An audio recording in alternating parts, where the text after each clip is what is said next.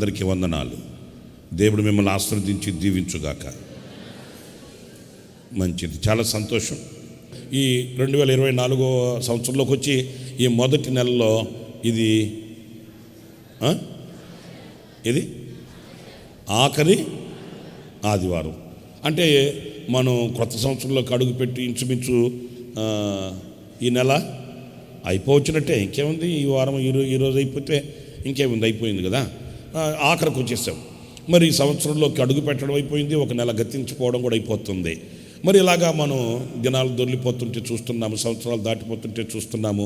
మన మీద కూడా ఒక బరువు పడతా ఉంటుంది. సంవత్సరం ఒక్కొక్క సంవత్సరం పైన పడుతుంది. మరి వయసు తరిగిపోతుంది, కాలం ముందుకు వస్తుంది. ఇలాగ మనం పరిస్థితులన్నీ చూస్తూ ఉన్నాము. అయితే దినాలు దొరికిపోవడము, మన వయసు తరిగిపోవడము అనే దానికంటే కూడా మనం ఇంకా కూడా దైవ కార్యాలను అనుభవించడానికి మనం ముందడుగు వేయాలి. అదే మనం హబక్కూకు గ్రంథం 3వ అధ్యాయం 2వ వాక్యంలో ఆ మాటలు మనం చదువుతాము. హబక్కూకు రాసిన గ్రంథంలో 3వ అధ్యాయం 2వ వాక్యం. యెహోవా, నిన్ను గూర్చిన వార్త విని నేను భయపడుచున్నాను. యెహోవా, సంవత్సరములు జరుగుచుండగా నీ కార్యము నూతనపరచుము. సంవత్సరములు జరుగుచుండగా దానిని తెలియజేయుము. కోపించుచునే వాత్సల్యమును జ్ఞాపకమునకు తెచ్చుకొనుము. ఇక్కడ చూడండి, ఓ చక్కటి మాట నేను మీతో తెలియపరచాలనుకున్నాను. అదేంటంటే, సంవత్సరాలు గడుస్తున్నాయి, నీ కార్యములను నూతన పరచుము. ఎప్పుడు మన దేవుడు, నేను 1, 2, 3 సార్లు కూడా చెప్పాను, ఎప్పుడు మన దేవుడు పాతదైన మోస పద్ధతిలో ఆచార సంబంధమైన మార్గంలో ఆయన నడిపించే దేవుడు కాదు. ఆచారాలకి దేవునికి సంబంధం లేనే లేదు. తూర్పుకి తిరగాలి, పడమటకి తిరగాలి, ఉత్తరానికి తిరగాలి, దక్షిణానికి తిరగాలి, తూర్పు వాకిలు ఉండాలి, లేకపోతే పడమటి వాకిలు ఉండాలి, లేకపోతే గుమ్మం ఇక్కడ ఉండాలి. ఇలాంటి ఆచారం దేవుని దగ్గర ఏది ఉండదు. ఎందుకంటే అన్నీ ఆయన మంచివిగానే చేశాడు, అన్నీ మంచివిగానే నిర్ధారించాడు, అన్నీ చక్కగా ఆశీర్వదించబడినవని మనకు అనుగ్రహించాడు. ఇంకా నేను చెప్పనా, ఏదైనా మనకు ఒకవేళ విరోధంగా లేస్తే దానిని మనం ప్రభునామందు మనం శాసించగలగాలి. అర్థమవుతుందా? ఏమంటే నాకు ఈ ఇంట్లో నాకేం కలిసి రావట్లేదండి అంటుంటారు కొంతమంది. మరి కొంతమంది ఏమంటారంటే, ఈ ఇంట్లో ఏదో అలజడిగా ఉంటుందండి అని. అలజడిగా ఉంటే దాన్ని ఏం చేయాలంటే శాసించాలి, అంతే. గుండెల్లో పెట్టుకుని గిల్టీ ఫీలింగ్, ఇంకా గుండెలో పెట్టుకుని అదే అనుమానంతో పిల్లుచ్చి పాత్ర కలిపినా కూడా అదిగో అదే వచ్చింది. ఏది పిల్లది అంటే ఆ మనసులో ఉన్న ఆ గిలి పెద్ద పులి నీ మనసుని వేధించేస్తుంది. ఒకరిద్దరు కూడా నా దగ్గరకు వచ్చి, అన్న నాకు ఆ ఇంట్లో కొంచెం ఏదో అలజడిగా ఉంటుందంటే అన్నాను, మర్యాదగా ఇల్లు ఖాళీ చేసి పక్కింటికి వెళ్ళిపోమన్నా. అద్దిల్లే కదా, ఇల్లు ఖాళీ చేసి పక్కింటికి వెళ్ళిపో. ఎందుకంటే ఒకవేళ దేవుడు అద్భుతం చేసినా వీళ్ళ మనసుల్లో ఉండి గిలిపోదు, ఎలుకొచ్చి చెప్పాను కదా, ఎలుకొచ్చి పాత్రలో లోపలికి వెళ్ళి పాత్రలు కదిపినా కూడా అదిగో నాకు తెలుసు, ప్రార్థన చేసినా బోలా, అది ఎలుగురా స్వామి. ఎందుకు అనవసరంగా అక్కడ కూర్చొని గోక్కుంటూ నెమ్మది లేకుండా, విశ్రాంతి లేకుండా, ప్రశాంతత లేకుండా అదే అనుమానంతో చచ్చేదానికంటే అసలు విడిచిపెట్టేస్తే పోద్దు కదా. నేను అదే చెప్పాను, ముందు ఆ ఇల్లు ఖాళీ చేసి పక్కకి వెళ్ళిపోండి అంటే, ఆ ఇల్లు మంచిది కాదని లేకపోతే ఇంకోటి కాదు, నీ మనసులో గిలిపోవట్లే కనుక నువ్వు ముందు ఆ ఇల్లు ఖాళీ చేసి వెళ్ళిపో అని చెప్పాను. కనుక నేను చెప్పేది ఏంటంటే, ఆచార సంబంధమైనవి ఎప్పుడు ప్రభు ఇష్టపడడు. ఆచార సంబంధమైన వాటిని ఆయన కోరుకోడు, అసలు ఆచారాన్ని దగ్గరికి రానివ్వడు. ఆయన ఏనాటికి ఆనాడు నూతనమైన కృపనిస్తాడు. చప్పట్లు కొట్టండి, హల్లెలూయా. ఏ కృపనిస్తాడు? నూతన కృపనిస్తాడు, నూతనత్వాన్ని ఇస్తాడు. మనం పాడుకున్నాం కదా, వేకువ కురిసిన చిరుజల్లు నీ కృప నాలో ప్రవహింపచేసింది. ఆ కృపను ప్రవహింపచేసినందువలన ప్రతిదినము నవనూతనమే. ప్రతిరోజు ఒక నూతనమైన కృప పొందుకోవడమే. నిన్న పొందుకున్న కృప వేరు, ఈరోజు పొందుకున్న కృప వేరు. ఈరోజు పొందుకున్న కృప నిన్నటికంటే అధికం కాకపోతే ఈరోజు నేను సజీవుడను కాను. మీరు అనుకోవచ్చు, నాకు నవనూతనమైన కృప నాకు కనబడలేదే అనొచ్చు. ఆ కృపే పొందుకోకపోతే ఈరోజు నువ్వు సజీవుడు కాదు, నువ్వు నిన్నటి వాడువే. ఈరోజు నేను సజీవుడనై ఎందుకున్నానంటే నిన్నటికంటే అధికమైన కృప నాకు ఇచ్చాడు దేవుడు. కృపచేత బ్రతికి ఉన్నాను, కృపచేత బ్రతికి ఉన్నాం మనం. ఎప్పుడు దేవుడు నిన్నటి కృపే చాలు అనుకుంటే నిన్నటితోనే మన చరిత్ర సమాప్తం. నిన్నటి కృపే చాలు అనుకుంటే నిన్నటితో మన జనాభా లిస్టులో మన పేరు కొట్టేయడమే. ఈరోజు బ్రతికి బట్టగట్టి బైబిల్ పట్టుకుని ఇక్కడ కూర్చున్నామంటే బగ్గాను ఆయన ఒక నూతన కృపనిచ్చాడు ఈ దినాన. ఆ కృప చేతనే బ్రతికి ఉన్నాం మనం ఈ రోజున. కనుక నేను మీతో చెప్పేది ఏంటంటే, ఆ ఆశ్చర్యకరుడైన దేవుని కృప నవనూతనము కావాలి, క్రొత్తదైన కృప పొందుకోవాలి. ఆ సంవత్సరములు గడుచుతుండగా, దినములు దొర్లుతుండగా మనలో ఆ నూతనత్వం చేత, ఆ నూతన కృప చేత, ఆ నూతన బలము చేత, నూతన అభిషేకం చేత మనం దినములలో ముందుకు వెళ్ళాలి. అయితే ఇక్కడ నేను మీతో చెప్పాలనుకున్న సందేశం ఏంటి అనంటే, ఇక్కడ ఈ భక్తుడు అయ్యా నీ కృపచేత నన్ను నూతనపరిచి నన్ను దీవించి బలపరచు అంటూ ఒక వింతైన ధోరణిలో ఒక మాట అన్నాడు. అదేంటంటే కోపించుచునే వాత్సల్యం చూపించు. అంటే దినాలు దొరుకుతున్నాయి, సంవత్సరాలు గడుస్తున్నాయి. ఒకవేళ నా యందు ఏదైనా గనక మీకు ఆయాసమైనది కనబడితే, ఈ మాట యొక్క భావన నేను మీతో చెప్తున్నాను వినండి. సంవత్సరాలు గడుస్తున్నాయి, నేనేం ఒక చోటే ఉండట్లే, నేనేం ఒక స్థితిలో ఉండట్లే. సంవత్సరాలు గడుస్తున్నాయి, దినాలు దొరుకుతున్నాయి. నీ కార్యములను నూతనపరిచి, ఒకవేళ నేను నీకు ఏదైనా ఆయాసకరమైన మార్గంలో నడిస్తే నువ్వు కోపించొద్దని నేను చెప్పట్లే. నేను చేస్తూ ఉంటాను, నేను తిరుగుతూ ఉంటాను, నేను అలాగే బ్రతుకుతాను, నువ్వు మాత్రం నన్ను కోప్పడకూడదు. కొంతమంది అంటారు ఎందుకు ఊరికే కోప్పడతారు. ఎందుకు కోప్పడతారు? కోప్పడేటట్టు చేస్తే కోప్పడతారు. ఊరికే కోప్పడతావేంటి? ఊరికనే నువ్వెందుకు ఊరికనే కోపం పుట్టించేటట్లు ప్రవర్తిస్తున్నావు? ఈ భక్తుడు ఎంత బాగా మాట్లాడుతాడు చూడండి. కోపించు. ఎందుకంటే ఒకవేళ నేను గనక నీకు ఆయాసకరమైన మార్గంలో నడిస్తేనే కదా నువ్వు కోపిస్తావు, నీకు అవిధేయతగా నిలిస్తేనే కదా నువ్వు కోపిస్తావు, నీకేదైనా బాధ కలిగిస్తేనే కదా నువ్వు కోప్పడతావు. కోప్పడు, నేను కాదనట్లే. అయితే ఇంకొక చిన్న రిక్వెస్ట్ ఏంటంటే, కోపించి ఆ తర్వాత మరలా వాత్సల్యం నన్ను అలాగే దూరం చేసేసుకోవద్దు. కోపించి నన్ను అలాగే గెంటేయద్దు, కోపించి నన్ను అలాగే త్రోసివేయద్దు, కోపించి అలాగే బంధాన్ని పటాపంచలు చేసుకోవద్దు. కోపించి అలాగే నాకు నువ్వు ఎడమైపోతే, దూరం అయిపోతే, నువ్వు ముఖం చాటు వేసుకుంటే నేను బతకలేను స్వామి, నేను బతకలేను. అందుకని కోపించుతూనే వాత్సల్యం చూపించు. ఎంత మంచి ప్రార్థన, ఎంత మంచి మాటనండి.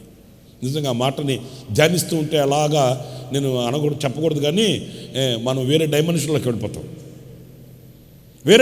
వెళ్ళిపోతామండి. ఎందుకంటే అంత విరిగి నలిగిన హృదయంలో నుంచి వచ్చినటువంటి ఆణిముత్యం ఈ మాట. సంవత్సరాలు గడుస్తున్నాయ్యా, మరి 2024 సంవత్సరంలోకి వచ్చాను. ఒక సంవత్సరంలో, క్రొత్త సంవత్సరంలో ఒక నెల కూడా గతించిపోతుంది. నీ కార్యములను నూతనపరచు. ఎన్నో వాగ్దానాలు చేశావు, ఎన్నో విధాలుగా నన్ను పురుకొల్పావు, ప్రోత్సహించావు. నీవు నన్ను వెనుతట్టి నడిపిస్తున్నావు. నీ కార్యములను నూతనపరిచి నన్ను నడిపిస్తూ నీవు నన్ను కోపించి వాత్సల్యించు. కోపం అనేది, దైవ కోపం అనేది ఒక పరిశుద్ధతకు సూచన అండి, పవిత్రతకు సూచన అండి. ఎందుకు ఆయన మనల్ని కోపిస్తాడు అంటే మనం పరిశుద్ధంగా ఉండాలని, మనం పవిత్రంగా జీవించాలని, యథార్థంగా మన బ్రతుకు కొనసాగాలని ఆయన కోరుకుంటున్నాడు. అయితే కోపించుచు వాత్సల్యం చూపించు అన్నప్పుడు నాకు ఈ వాక్యంలో నేను ధ్యానించాలనుకున్న, లేకపోతే మీతో చెప్పాలనుకున్న మాట ఏంటంటే, అసలు ఎందుకు కోపిస్తాడు ఆయన? మనలో ఏముంటే కోపిస్తాడు? మనలో ఎందుకు ఆయన కోపించవలసి వస్తుంది అనే ఒక 2-3 మాటలు నేను మీకు జ్ఞాపకం చేసేస్తాను. ఆ తర్వాత ఏవైనా ఈ వాక్యానుసారంగా మీలో ఉంటే చిన్న ప్రార్థన చేసుకోండి, దేవునితో మీరు నిబంధన చేసుకోండి, దేవునితో మీరు వడంబడిక చేసుకోండి, దేవునితో మీ మనవులు చెప్పుకోండి. మీలో ఒక పశ్చాత్తాపం కలిగేటట్లు ప్రభు పాదాలు పట్టుకోండి, మీకు దీవెన కలుగుతుంది. ఇక అంతే. దీనికి మనమేమి సర్కస్ చేయాల్సిన అవసరంలే, తల కింద పెట్టి కాళ్ళు పైకెత్తి తపస్సు చేయాల్సిన అవసరంలే, లేకపోతే బండరాలు నెత్తి మీద పెట్టుకుని మోయాల్సిన అవసరంలే, లేకపోతే నేను చేసిన పాపానికి ఇంత పరిహారం చెల్లిస్తున్నానని మనమేమి ఇక్కడ వెండి బంగారాలు కుమ్మరించాల్సిన అవసరంలే. వాక్యం మిమ్మల్ని హెచ్చరిస్తే ఆ వాక్యాన్ని బట్టి మిమ్మల్ని మీరు నొప్పింప చేసుకొని ప్రభు దగ్గర కన్నీళ్లతో ప్రార్థన చేసుకొని ఆశీర్వాదకరంగా మీరు తిరిగి వెళితే దీవెన మీ వెంట వస్తుంది. హల్లెలూయా, హల్లెలూయా, హల్లెలూయా, హల్లెలూయా. మీరు చూడండి ఒక మాట, మార్కు సువార్త 3వ అధ్యాయం 5వ వాక్యంలో మాట చదువుతారు.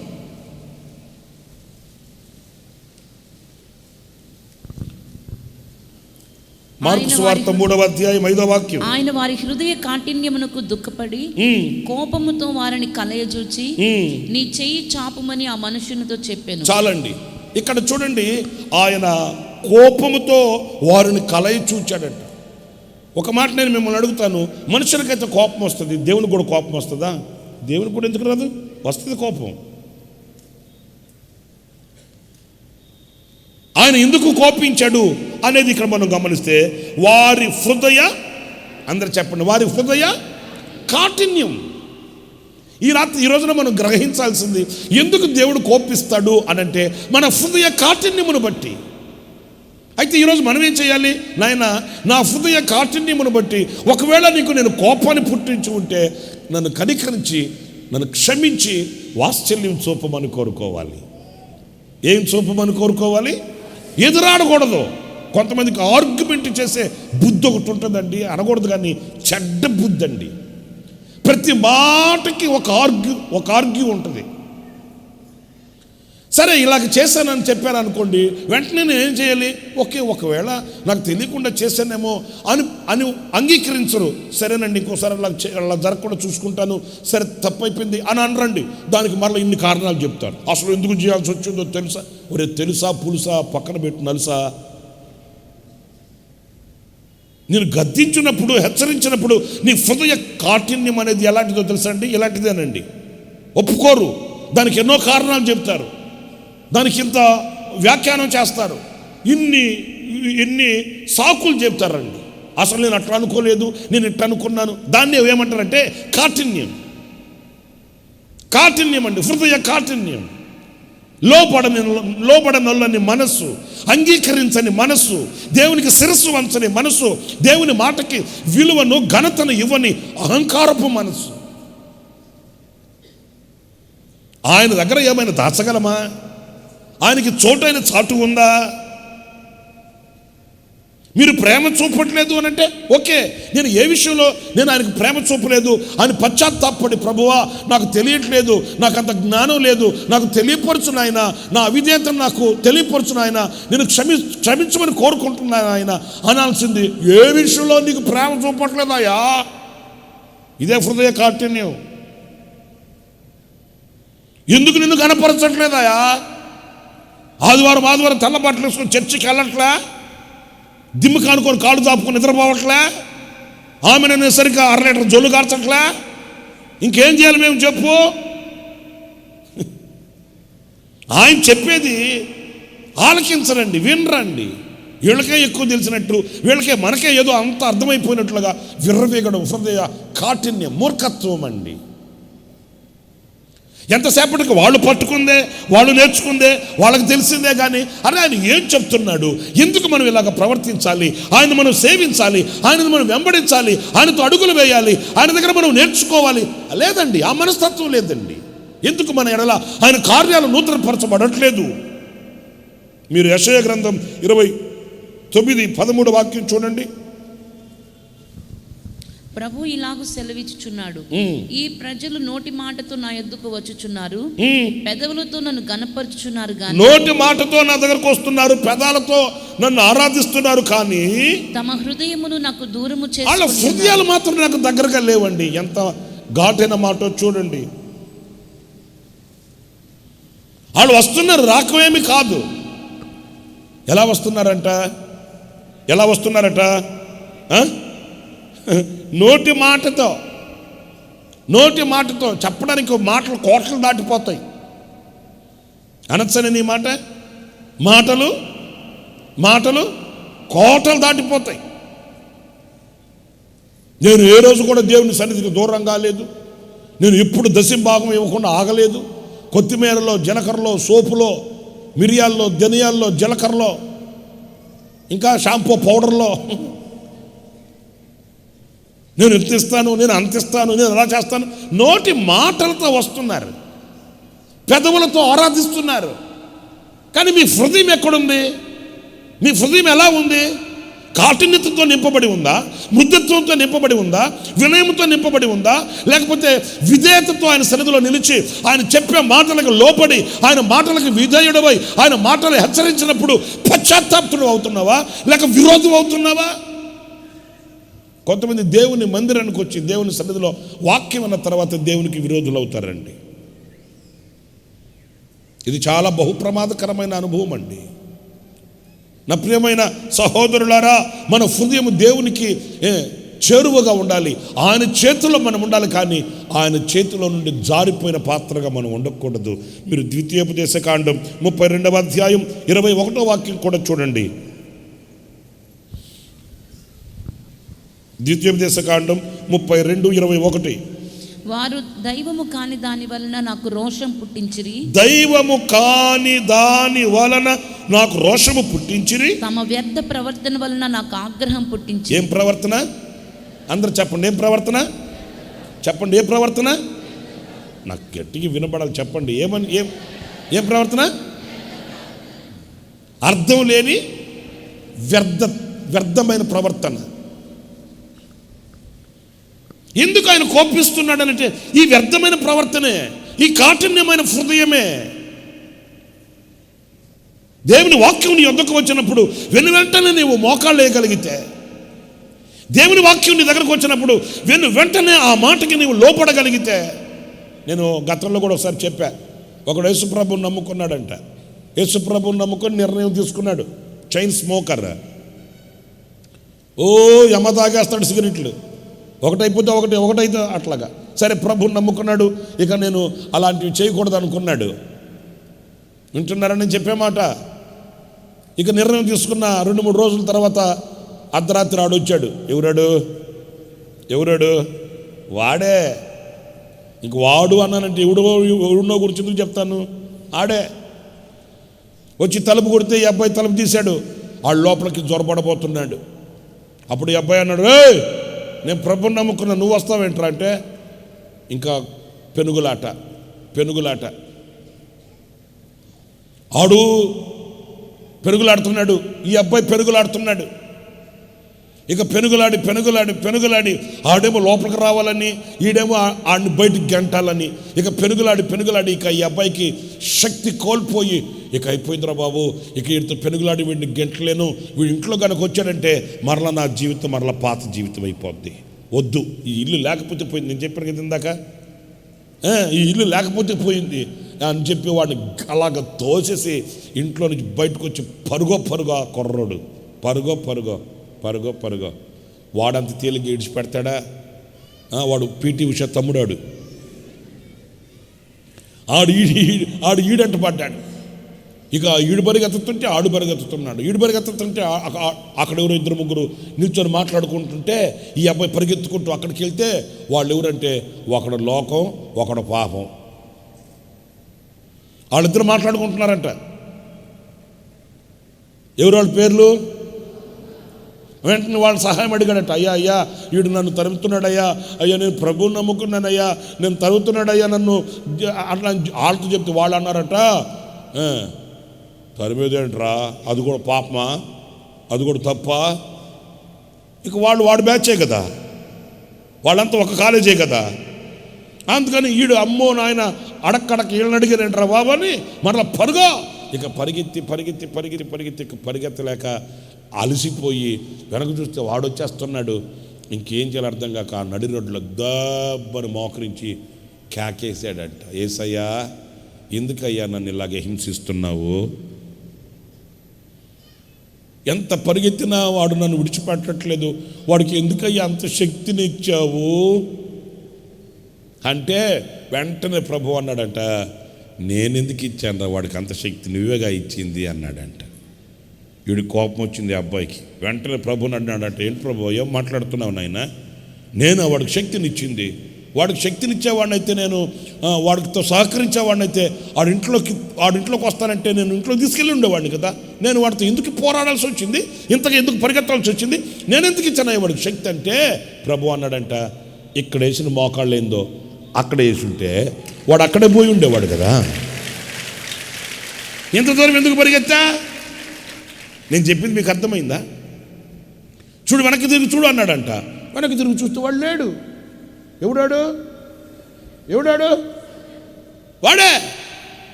ఎక్కడికి వెళ్ళాడు? వీడు మోకాళ్ళు లేయగానే ఆడికి అర్థమైపోయింది. ఇంకా వీడు మోకాళ్ళు వేసాడంటే రంగంలోకి ఆయన దిగుతాడు. ఎవరాయనా చెప్పండి, ఎవరాయనా? సర్వశక్తి గల దేవుడు. వీడు మోకాళ్ళు వేసాడంటే ఇక రంగంలోకి ఆయన దిగుతాడు. ఇక ఆయన ఎదుటి మనం ఎక్కడ ఉంటామని పరుగో ఈ మోకాళ్ళు వేసినోడు వెనక్కి తిరిగి చూస్తే లేడు. ప్రభు అన్నాడట, ఇక్కడ వేసిన మోకాళ్ళు ఏందో అక్కడ వేసి ఉంటే. మనం చేసుకునే అవివేకమైన పనులు ఇవేనండి. ఆయన మాట్లాడినప్పుడు వెంటనే పశ్చాత్తాపతులమై మన కాఠిన్యతను తొలగించుకొని ప్రభువా అంటే వాత్సల్యం పొందుకుంటాము, కృప పొందుకుంటాము, ప్రేమ పొందుకుంటాము, దయను పొందుకుంటాము, ఆయన దీవెనలు అందుకుంటాము. మనం అటు చేయమే. సీసాకాయ కట్టిందాక ఒప్పుకో. మీలో చాలామందికి అర్థం కాలే. సీసాకాయ కడతారు పక్కన స్టాండ్ పెట్టి ట్యూబ్ ఒకటి పెట్టి tick tick tick tick tick tick counting పడుతున్నట్లా. ఏంటది? సిలిండరా? ఏదిలే నాకు తెలియదులేండి. ఇంకా అప్పుడు అది కడితే అప్పుడు పడుకొని పెబువా నాయనా ఏయ్యా ఇప్పుడు చేసే ప్రార్థన ఏందో అప్పుడు చేసుంటే మీకు అర్థమైందా? ఈ స్థితికి వచ్చిన తర్వాత కనికరించిన ఆయన, కటాక్షించిన ఆయన, దయచూపున ఆయన, దిగిరా అయ్యా, నన్ను ముట్టుకో అయ్యా, నన్ను కట్టుకో అయ్యా. ఇప్పుడు చేయకపోతే అప్పుడే చేస్తుంటే ఆ హృదయ కాఠిన్యతను తొలగించుకొని ఉంటే నువ్వు కనికరింపబడేవాడువు కదా, ఆయన వాత్సల్యం నీ మీద కురిపించబడేది కదా, నువ్వు దీవించబడేవాడువు కదా. ఎందుకు ఆ హృదయ కాఠిన్యతని తొలగించలేకపోతున్నా? నా ప్రియ సహోదరులారా, ఎందుకు ఆయన కోపిస్తాడు అని అంటే ఆయనకేమి బీపీ రేజ్ అయిపోయి కాదు, నీ హృదయ కాఠిన్యమును బట్టి. నీ హృదయంలో ఆ కఠినమైన స్వభావం పోవట్లే, వ్యర్థమైన ఆ ప్రవర్తన పోవట్లే. ఆరాధిస్తూనే ఉన్నావు, చప్పట్లు కొడుతూనే ఉన్నావు, ప్రభుని స్తుతిస్తూనే ఉన్నావు, కానీ నీ హృదయము ఆయనకి చేరువగా లేదు. నీ హృదయం ఆయన ఎదుట కాఠిన్యము కలిగిన కఠినమైన హృదయముగానే ఉంటుంది. కానీ ఆ హృదయంలో దైవ దీవెనలు పొందుకునే అర్హత, యోగ్యత కనిపించట్లేదు. ఇదిగో ఈ సంవత్సరంలో ఈ మొదటి నెల ఆఖరి పునరుద్ధానపు వేళ నా ప్రియమైన సహోదరులారా, సంవత్సరములు గడుచుతున్నాయి, దినాలు దొర్లుతున్నాయి. ఈ సంవత్సరంలో నూతనమైన దీవెనలు పొందుకోవలసిన మనం ఎందుకు ఆయన వాత్సల్యమునకు, ఆయన కృపకు దూరంగా ఉంటున్నామో ఆలోచించి మన హృదయాన్ని మనం శుద్ధి చేసుకోవాలి, హృదయాన్ని మనం కడుక్కోవాలి. ఆ మూర్ఖత్వాన్ని వింటున్నారా? ఆ కఠినమైన మనస్సుని, ఆ ఎదురాడే స్వభావాన్ని, ఇవన్నీ మన దగ్గర అంతరించిపోవాలి. ఆమేన్ చెప్పండి. హల్లెలూయా, హల్లెలూయా, హల్లెలూయా, హల్లెలూయా. ఇంకొక మాట కూడా చెప్తాను. రెండవది,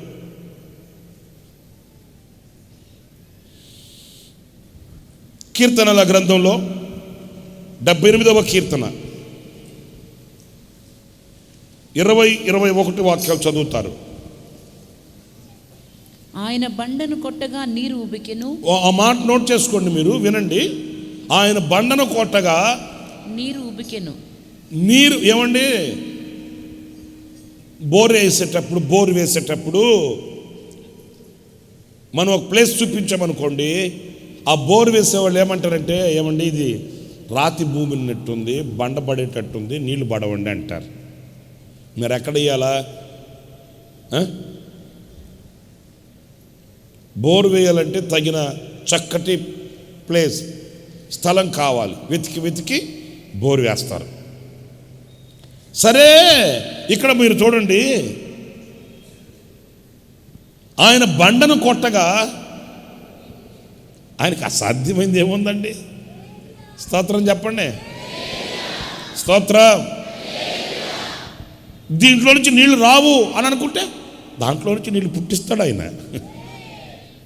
వీడు చేతికి రాడు అని అనుకుంటే వాడినే గుణం కలిగిన వ్యక్తిగా ఆడ గుణాలలో మార్పులు తీసుకొని వస్తాడు ఆయన. ఇది ఆశీర్వాదంగా ఉండదు అని అనుకుంటే అక్కడే శాపాన్ని తొలగించి ఆయన దీవెనను ఆయన సృష్టిస్తాడు అక్కడ. మనం ఎప్పుడు కూడా మన దృష్టితో చూడకూడదండి. మన దృష్టిని ఏం చేయాలంటే కప్పుకోవాలి. ఏం చేయాలండి? అందరూ చెప్పండి, ఏం చేయాలండి? ప్రార్థన చేసేటప్పుడు ఎప్పుడైనా మన దృష్టిని ఏం చేయాలి చెప్పండి? కప్పేసుకోవాలి. మన దృష్టితో చూసామంటే కార్యాలు మనం చూడలేమండి. మన దృష్టితో విశ్వసించలేమండి. మన దృష్టి ఏంటంటే ఇది జరగదు, ఇది ఉండదు, ఇది రాదు, ఇలా చేయలేను, ఇది మన దృష్టి. కానీ ఏది రాదు అని అనుకున్నామో అక్కడి నుంచే దానిని రప్పించడం, ఏది మన చేతికి రాదనుకుంటామో అక్కడే 100 ఫలాన్ని పుట్టించడం, ఏది మనకు దీవెన కాదనుకుంటామో అదే ఫలభరితముగా చేయడం దైవ దృష్టి.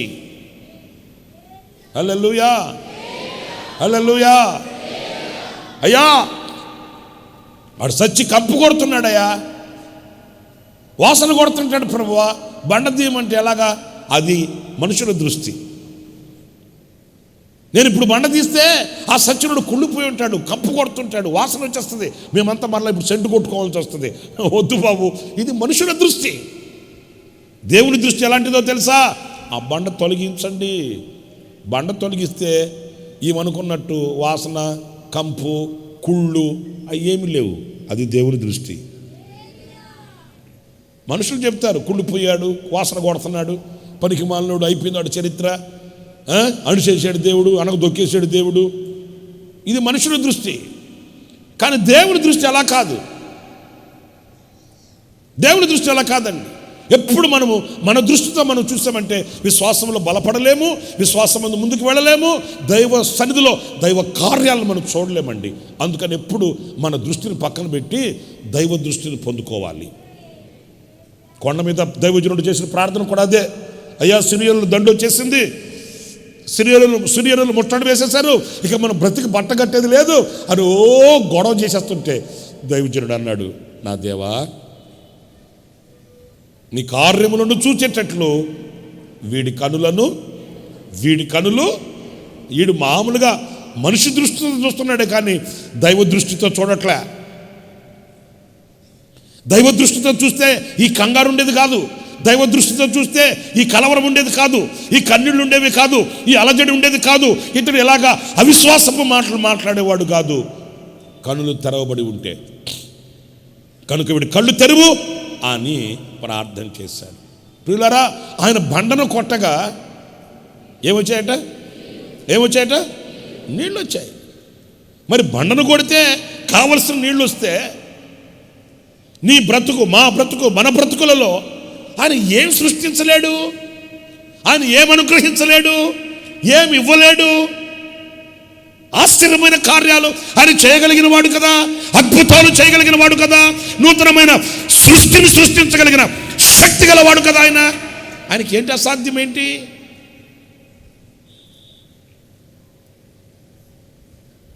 ఓ దైవజనుడు ఎయిర్పోర్ట్లో కూర్చొని ప్రార్థన చేసుకుంటున్నాడంట. మిస్ అయిపోయింది ఫ్లైట్ మిస్ అయిపోతే మామూలుగా మనం ఏం చేస్తాం చెప్పండి? ఏం చేస్తాం? ఆటో వాడిని తిడతాం మొదట. ఎక్కక్క ముసలోడు, డొక్కు ముసలోడు ఆటో ఎక్కాను, ఆటో వాడిని తిడతాం, లేకపోతే కారు వాడిని తిడతాం, లేకపోతే ఇంటోని తిడతాం, లేకపోతే ఎవరైతే మనకు ఆలస్యం చేశారో వాళ్ళందరినీ తిట్టిపోసి ఇక మైండ్ అంతా బ్లాక్ అయిపోద్ది అనుకుంటాం కదా. ఆ దైవజనుడు అంట ఏం కంగారు పడకుండా ఎయిర్పోర్ట్లో మూలకి వెళ్ళి మోకాళ్ళు వేసాడంట. ఎన్ని ఆశ్చర్యం కలిగించే మాటలు! ఎక్కడో కాదు, మన కళ్ళ ముందు నడిచిన పవిత్రుల, పరిశుద్ధుల యొక్క జాడలండి ఇవన్నీ. ఫ్లైట్ వెళ్ళిపోతే ఎయిర్పోర్ట్లో ఒక మూలకి వెళ్ళి మోకాళ్ళు వేసాడంట. మోకాళ్ళు వేసి అన్నాడంట, ప్రభువా ఫ్లైట్ మరల వెనక్కి తీసుకొని రా ప్రభువా, నేను మీటింగ్కి వెళ్ళాలి, అక్కడ నీ ప్రజలు ఎదురు చూస్తున్నారు అని మోకాళ్ళు వేసాడంట. సగం దూరంకి వెళ్ళిన ఫ్లైటు అనివార్య కారణాల వల్ల మళ్ళీ వెనక్కి తిరిగి వచ్చిందంట. ఫ్లైట్ వస్తుంది ఏంటి సప్పట్లు కొట్టి సప్పగా వెళ్ళిపోతాం అనుకుంటున్నారేంటి? అరే బండను కొట్టి నీళ్లు రప్పించిన దేవుడు నీ కొరకు ఏం చేయడు? ఆయన మన కొరకు ఏం చేయడు ఆయన? దైవజనుడు మోకరించి ప్రార్థన చేసుకుంటూనే ఉన్నాడంట. అనౌన్స్మెంట్ సాంకేతిక లోపాల వలన, అనివార్య కారణాల వలన ఫ్లైట్ మరలా వెనక్కి వస్తుంది, మరలా 1 గంట తర్వాత మరలా బయలుదేరుతుంది. రైట్, అది కరెక్టు.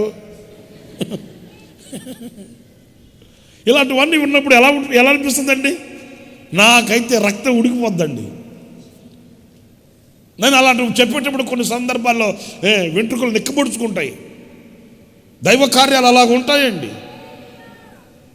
దైవ కార్యాలు అలాగా మన ప్రాణ ఆత్మ శరీరములను పులకరింప చేస్తాయి. మనం ఆరాధించమనే దేవుడు ఎవరంటే ఆయన సృష్టికర్త, శక్తి కలిగిన పరాక్రమము గలవాడు. ఆయన బిడ్డలకు ఎప్పుడు మొండి చేయి చూపించేవాడు కానే కాదు. బండను కొట్టగా నీళ్లు ఉప్పుకి పొంగి పొరలే అంట. నీళ్లు కాలువలై పారేను. అరే బాబోయ్, నీళ్లు కాలువలై పారాయంట. ఒక బండను కొడితే ఎలాగంట? ఆ బండలో దేవుడు అంత సమృద్ధి, ఏమండి, అన్ని లక్షల కాల్బాలం త్రాగి వాడుకోగలిగినన్ని నీళ్లు ఆ బండలో దాచిపెట్టాడు ఆయన. ఏంటి మీరు చెప్పేది ఏంటి అసలు? కాటాకూడు లోట సాంబార్ పెట్టి సర్దుకుపో, ఏం చేస్తాం, జనం ఎక్కువైపోయారు అంటాడా? లేకపోతే సాంబార్లో వేడి నీళ్ళు పోసి అంత ఉప్పేసి వేసే. మనం చేసేది అదే కదమ్మా మహిళా లోకం. దండం తల్లి, మీ చేతిలో ఎన్ని మాయలు దొరుకుతాయో. అద్భుతాలు సృష్టించే శక్తి మీకే ఇచ్చాడమ్మా. మహాతల్లులారా, మీకే నా ఓటు ముద్ర. 10 మందికి వండింది 20 మందికైనా పెడతారు వీళ్ళు. 20 మందికి వండింది 10 మందికైనా ఆ శక్తి సామర్థ్యతలు మీకే ఇచ్చాడు.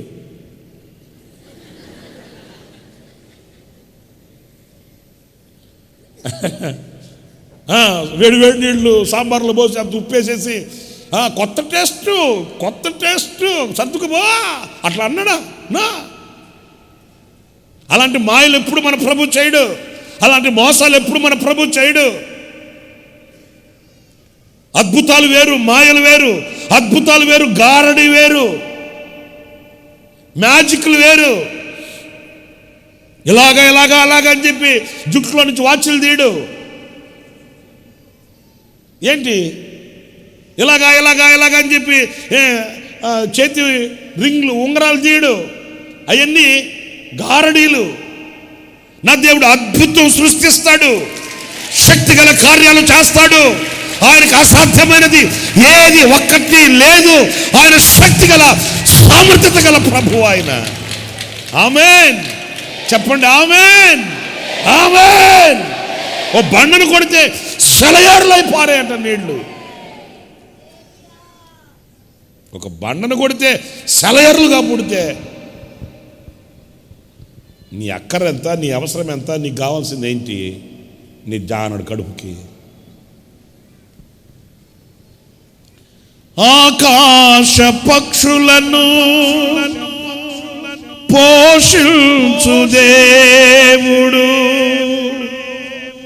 నీ పక్షమై నిలువ చింతించనేలా. ఆకాశ పక్షులను పోషించు దేవుడు నీ పక్షమై నిలువ చింతించనేలా.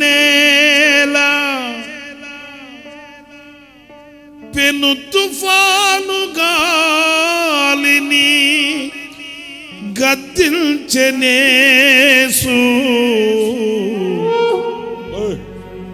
చింతించకే మనసా చింతించకే. ప్రభు యేసే తోడుండగా చింతించకే మనసా చింతించకే. ప్రభు యేసే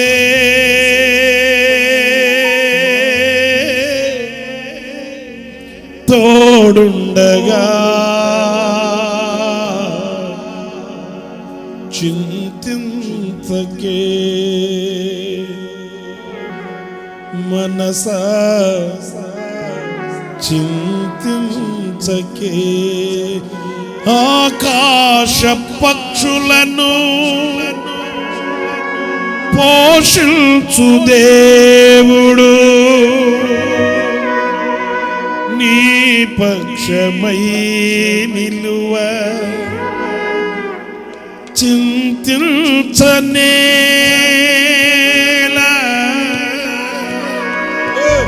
ఆకాశ పక్షులు వాటికి ఏటీఎం కార్డులు ఉన్నాయా? ఆకాశ పక్షులకు స్థలాలు, పొలాలు, మోటార్లు, వరి పొలాలు, పత్తి పొలాలు ఇలాంటివి ఏమైనా ఉన్నాయా? చెప్పండి, గట్టిగా చెప్పండి. పోనీ వాటికి ఏమన్నా ఆరోగ్యశ్రీ కార్డు ఉందా? మరి ఏమి లేవు లేవు లేవని మీరే చెప్తారు. ఏమి లేని వాటిల్లో ఆయన పోషిస్తుంటే నీకేంటి కొదువా? నీకేంటి తక్కువ? నీకేం తక్కువ చేస్తాడు ఆయన? నీకేం కొదువ చేస్తాడు ఆయన? ఏమీ లేని ఆకాశ పక్షులు. మీకు ఇంకో మాట కూడా చెప్తా. ఏ ఆకాశ పక్షికైనా షుగర్ ఎక్కువైపోయి కళ్ళు తిరిగి పడ్డాయా? ఏ ఆకాశ పక్షి అయినా థైరాయిడ్ చిత్రాలను వాసిపోయిందా? ఏ ఆకాశ పక్షి అయినా కదలలేక కొంచెం చేయి పట్టుకో అట్లా అనిందా? దేవుని చేత పోషించబడిన ఏ వ్యక్తి కూడా అట్లా ఉండడండి. ఆకాశ పక్షులు చూడండి, అన్నీ కూడా ఒకే సైజులో ఉంటాయి అంతే. ఏ పక్షిని చూసినా చలాకీగా గమ్మని ఎగిరిపోతుంటుంది, కానీ ఎగరలేక నేను నడిచి వస్తాను నువ్వు ఎగిరిపో అంటదా? ఏ ఆకాశ పక్షి అయినా నేను మెట్లు ఎక్కి పైకి రాలేనులే, నేను కింద కూర్చుంటానులే పో అంటదా? నేను అనేది ఏంటంటే ఆకాశ పక్షులంతా దాని బతుకెంత, ఆట మీద దేవునికి అంత శ్రద్ధ అయితే ఆయన రక్తమిచ్చి కొన్నాడు నిన్ను. స్తోత్రం కలుగునుగాక. ఆయన రక్తమిచ్చి విమోచించాడు నిన్ను. గత రాత్రి నేను శనివారం కూటంలో రాత్రి కూడా ఇదే చెప్పాను. అంటే ఈ వాక్యం అని కాదు, ఈ మాట చెప్పాను. ఆయన మనల్ని విమోచించాడంట. ఎలా విమోచించాడు? ప్రక్కన ఉండి విమోచించాడంట. 2, తనను తాను అప్పగించుకొని విమోచించాడట. 3, ఆయన ప్రాణమే ఇచ్చి విమోచించాడంట. గత రాత్రి నేను శనివారం కూటంలో చెప్పానండి. వీళ్ళ కొంతమంది రాలా, ఎందుకంటే మీరంతా బిజీ యాక్టర్లు కదా. శనివారం పాపం రావడానికి కుదరలే మీకు. శనివారం రండి, దేవుని సన్నిధికి రండి, ఆత్మలో ఆనందించండి, ఆరాధించండి. పగలైతే పనులు ఉంటాయి, సాయంకాలమే కదా శనివారం, సాయంకాలమే కదా. మరి ప్రార్థన మందిరానికి వచ్చేదానికి ఏమైంది? కొంతమంది రాలా, చాలామంది వచ్చారనుకోండి, కొంతమంది. మరి నిన్ను విమోచించింది ఆయన, ప్రాణమే పెట్టన్నప్పుడు నిన్ను విడిచిపెడతాడా? ఓ బండను కొట్టి నీటి ప్రవాహాన్ని కలిగించాడు ఆయన. ఆ తర్వాత ఆయన ఆహారం ఇయ్యగలడా? వినండి, ఇప్పుడు ఒక బండను కొట్టి నీళ్లు ఉబ్బక చేసి కాలువలుగా ప్రవహింప చేసిన దేవుని పక్షాన వీళ్ళు ఏమంటున్నారో తెలుసండి? ఆయన ఆహారం ఇయ్యగలడా? ఆయన తన ప్రజలకు మాంసము సిద్ధపరచగలడా? ఆదివారం వస్తే ఇదే ఇక. ఆయన ఆహారం ఇవ్వగలడా? ఆదివారం మీరు కావాలంటే కొంతమంది దగ్గరికి వెళ్ళండి. వాళ్ళు అనే మాట ఏంటంటే, మేము ప్రభుని నమ్ముకుంటాం కానీ మా అమ్మాయికి పెళ్లి చేస్తాడా? చూసారండి ఎంత అమాయకంగా అడుగుతారు వీళ్ళు. మా అమ్మాయికి పెళ్లి చేస్తాడా? మా అబ్బాయికి ఉద్యోగం వస్తుందా? పిచ్చి మాలోకమా? బండను కొట్టి నీళ్ళు ఉపక చేసిన దేవుడికి నీ బిడ్డ వివాహ కార్యం గొప్ప కార్యమా? నీ బిడ్డకి ఉద్యోగం ఇవ్వడం ఆయనకు గొప్ప కార్యమా? అరే, ఒక నిర్జీవమైన బండను కొట్టి జీవ జలములను ఉపిక ప్రవహింప చేసిన శక్తిగల దేవుడిని ఎందుకు నువ్వు అవిశ్వాసంతో చూస్తున్నావు? అవిశ్వాస నేత్రాలతో చూస్తున్నావు? ఆయన చేసిన కార్యాలు ఎలాంటివి, ఆయన దగ్గర నువ్వు అడిగే ఆ చిన్న సమస్య ఎలాంటిది? వివేకం ఉందా ఏమైనా? ఆలోచన ఉందా ఏమైనా? తెలివి ఉందా ఏమైనా? ఆయనను ఏ దృష్టితో చూస్తున్నా? ఒకవైపు ఆయన కార్యాలు చూస్తూనే ఉన్నాం, ఆయన అద్భుతాలు చూస్తూనే ఉన్నాం, ఆయన మహత్యాన్ని గమనిస్తూనే ఉన్నాం. మరలా ఇంటి వైపు తిరిగి ఇయ్యగలడా, చేయగలడా? ఆయన తన ప్రజలకు మాంసము సిద్ధపరచగలడా అని వారు చెప్పుకొనిరి. యెహోవా ఈ మాట విని కోపగించాను. ఎందుకు కోపం వచ్చింది ఆయనకి? ఊరకనే వస్తుందా? ఎందుకు ఊరన కోపడతారు? ఎందుకు ఊరన కోపడతారు? కారణం లేకుండా కోపడతాడండి? చెప్పరేంటి? చేసిందేమో అట్లాంటి పనులు. చిన్నప్పుడు మీరు తెలుసో తెలీదో కానీ మీకు తెలియదు ఏముందిలే. కోపం వస్తే తల్లి ఏం చేస్తుందో తెలుసు, కొడుకుని పెటాపెటని అలాగేస్తుంది. వాడు గావు కేకలు పెడుతుంటే మళ్ళీ అంటది, శబ్దం రానిబాకు, శబ్దం రానివ్వరా. వాడిని అంతంతలో దెబ్బలు కొట్టి శబ్దం రానివ్వకండి, శబ్దం కాక ఇంకేం వస్తుంది? ఉంటారండి అట్లా ఉంటారు. పెట వాతలు పడేటట్టు కొట్టి మళ్ళీ శబ్దం వచ్చిందో మరి కొట్టకుండా మాను. మరి పెట కొట్టి ఇప్పుడు కోపడబాకు ప్రభువా అంటే కోపం రానిబాకు. మరి చేసే పనులేమో అన్నీ కోపం వచ్చే పనులే. ఒకవైపు అద్భుతాలు చూస్తూ, మహత్కార్యాలు చూస్తూ, నీ జీవితంలో ఎన్ని అద్భుతాలు నీ కళ్ళతో చూసేటట్టు ప్రభు సహాయం చేశాడు. ఇంకా కూడా దృష్టి మారట్లే, ఇంకా మనసు మారట్లే. ప్రతిరోజుకి రెడ్డొచ్చే మొదలెత్తు. మీకు ఆ సామెతకి అర్థం తెలుసా? తెలీదు. పాపం తింటావా? అది కూడా మరలా మెడ తల గట్టిగా తిప్పు. పల్లెటూళ్ళలో కథలు చెప్పేవాళ్ళు. కథలు అంటే బుర్ర కథలు, బుర్ర కథలు అప్పట్లో సినిమాలు ఏమి లేవుగా. ఇంకా అందుకని కథలు చెప్తుంటే కథ సగం అయిపోయిన తర్వాత వచ్చాడంట రెడ్డి గారు, వాళ్ళ ఊరు రెడ్డి గారు. వచ్చి కూర్చున్నాడంట. కూర్చుంటే ఇక అన్నారంట, రే రెడ్డి గారు వచ్చారు రా, మరల మొదలెత్తు. ఎక్కడి నుంచి? మళ్ళీ ప్రారంభం నుంచి. సరే సగం విన్నాడంట ఆయన. మళ్ళీ ఏదో పని మీద బయటికి వెళ్ళాడంట. మళ్ళీ వచ్చి కూర్చున్నాడంట. మళ్ళీ వచ్చి, రే రెడ్డి గారు వచ్చాడు రా, మళ్ళీ మొదలెత్తు. తప్పదుగా, రెడ్డి గారు వచ్చినప్పుడల్లా మరలా మొదటికి వెళ్ళాల్సిందే. మన సామెత కూడా, మన బతుకు కూడా ఈ రోజున అలాగే తెల్లారింది.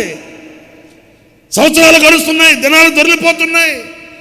2020, 21, 22, 23, 24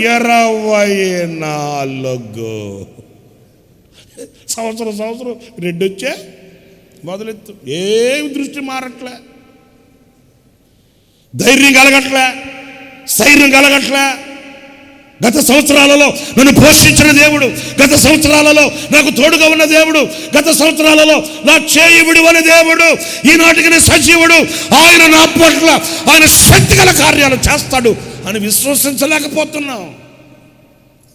బండను కొట్టి నీళ్లు రప్పిస్తే పీకల కాన్న తాగి తిని ఇప్పుడేమంటారంటే ఆయన ఆహారం ఇవ్వగలడా? ఈకుండానే తింటా వచ్చావా ఇంతకాలం? నువ్వు ఆయన ఇవ్వకుండానే తింటా వచ్చావా? ఆయన ఇవ్వకుండానే నువ్వు సంపాదించుకున్నావా?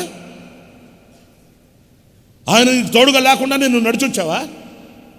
మరి ఆయన ఇవ్వగలడా? మాకు మాంసం ఇవ్వగలడా అంటే నీడే, అవసరం, మా అవసరతలు తీర్చగలడా అని వాళ్ళు అద్భుతాలు చూస్తూనే అవిశ్వాసపు దృష్టితో చూస్తుంటే ఆయనకు కోపం వచ్చిందంట.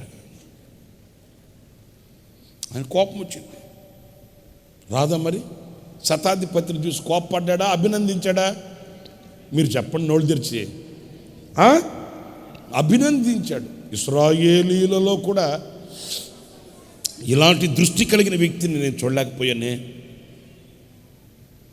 కనాను స్త్రీ ఉందే, కనాను స్త్రీ, ఆమెను ఆయన అభినందించాడు. అయ్యా, యజమానుడు తింటున్నప్పుడు రొట్టె ముక్కలు కింద పడతాయి కదా, ఆ రొట్టె ముక్కల కొరకు కుక్క పిల్ల కుక్క కాచుకొని ఉంటుంది కదా, అయ్య బాబోయ్ గుండె పగిలే మాట్లాడు బాబోయ్.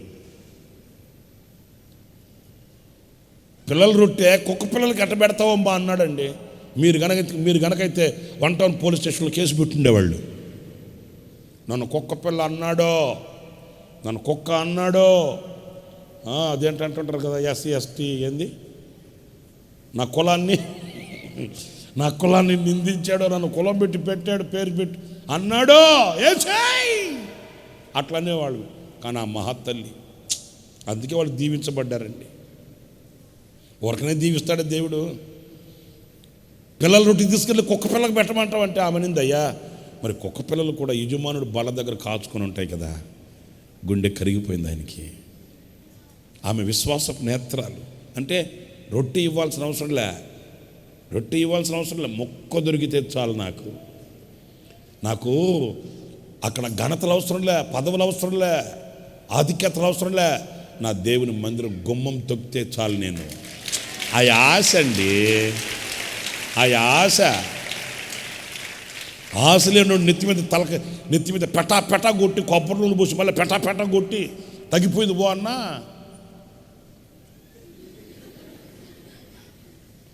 ఆ ఆశ, రొట్టె ఇవ్వాల్సిన అవసరం లేదు బాబా, నువ్వు నా ఇంటికి రావాల్సిన అవసరం లేదు బాబా అని ఆయనంటే, ఏమంటది రొట్టె ఇవ్వాల్సిన అవసరం లేదయ్యా, ఆ మొక్క ఇవ్వబోయే చాలు.